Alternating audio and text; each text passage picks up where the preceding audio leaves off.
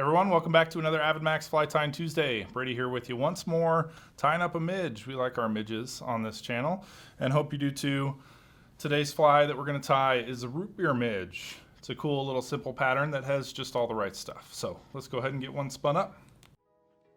All right, so of course the first thing we're going to do is get our hook thrown in our vise here.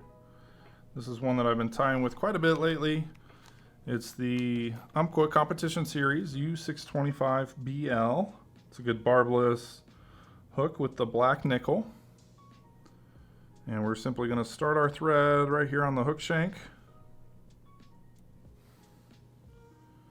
And then go right into tying our first material. The thread I'm using some UTC 70 Denier in light tan.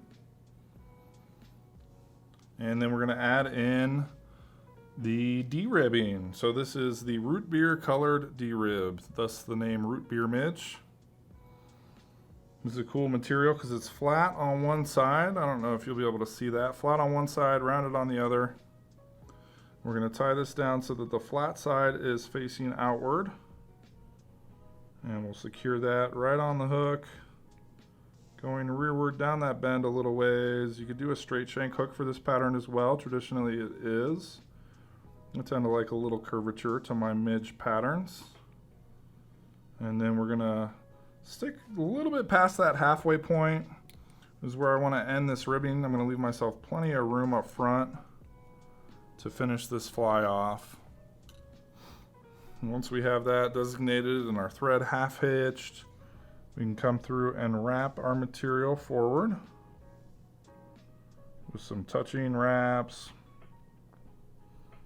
creating a really cool sort of translucent segmented body here.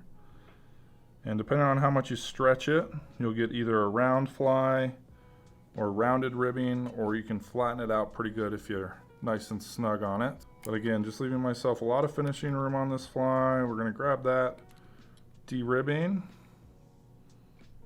and clip out the extra material there and go right into our next material.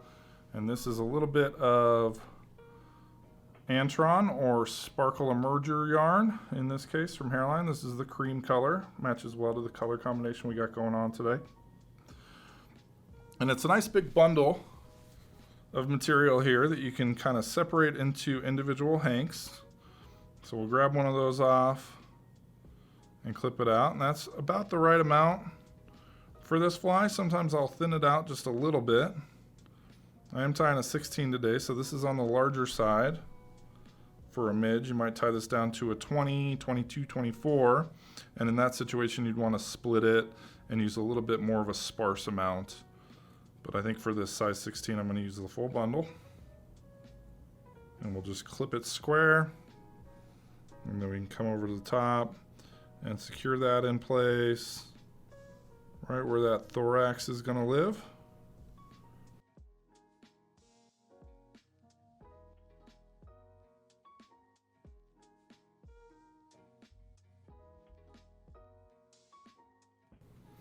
Once that's secured, we'll come in with our dubbing. And I got some Nature Spirits extremely fine natural dubbing in light Cahill for this one. It's a great product from Nature Spirits. If you do a lot of dry flies, this is a good option. It works nicely on nymphs as well. You can get a nice tight dubbing noodle with this extremely fine dubbing.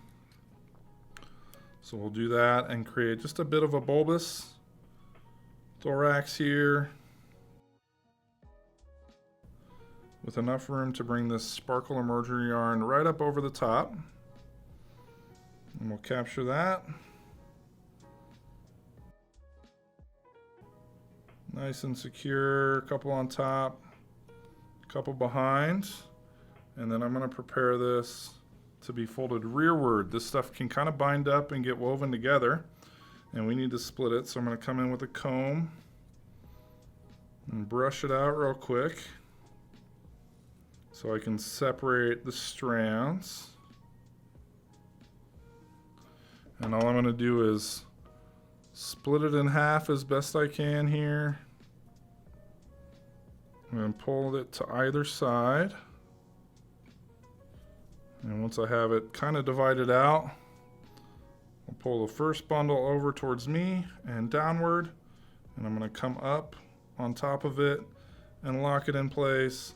And then I'm going to do the same thing on the opposite side with a couple of wraps there and lock that in the opposite way. And then we can come in and give it a quick whip finish here. And clip out our thread. And then we can come through with the sparkle emerging yarn, and we're going to clip that real short as well. Right about that same distance as the thorax on either side. But that's all there is to our nice little Root Beer Midge. So thanks so much for watching. We appreciate you clicking on the video. All of the materials for this pattern are linked down in the description there. If you enjoyed the video, please give us a like, subscribe if you want to see more like it, and go ahead and have some fun behind the vise. Thanks.